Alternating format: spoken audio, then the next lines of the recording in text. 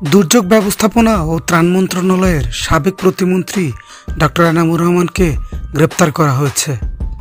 রোববার ২৬শে জানুয়ারি দিবাগত রাতে রাজধানীর বসুন্ধরা এলাকায় অভিযান চালিয়ে সাবেক প্রতিমন্ত্রী ডক্টর এনামুর রহমানকে গ্রেপ্তার করা হয়েছে বলে জানিয়েছে ডিবি প্রধান রেজাউল করিম মল্লিক।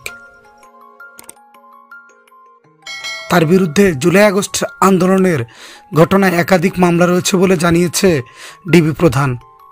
সোমবার ২৭শে জানুয়ারি তাকে আদালতে সোপর্দ করে রিমান্ডের আবেদন করা হবে বলে জানিয়েছেন তিনি। ডক্টর এনামুর রহমান সাভারের এনাম মেডিকেল কলেজ হাসপাতালের প্রতিষ্ঠাতা চেয়ারম্যান। ২০১৪ সালের ১০ম জাতীয় সংসদ নির্বাচনে তিনি ঢাকা ১৯ থেকে বিনা প্রতিদ্বন্দ্বিতায় নির্বাচিত হন।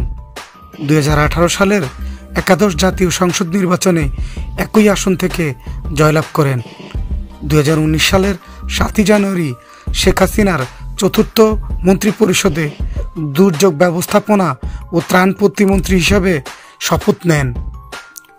২০২৪ সালে অনুষ্ঠিত দ্বাদশ জাতীয় সংসদ নির্বাচনে তিনি নৌকা প্রতীক নিয়ে নির্বাচনে অংশগ্রহণ করেন, তবে সাইফুল ইসলাম নামের স্বতন্ত্র প্রার্থীর কাছে তিনি পরাজিত হন।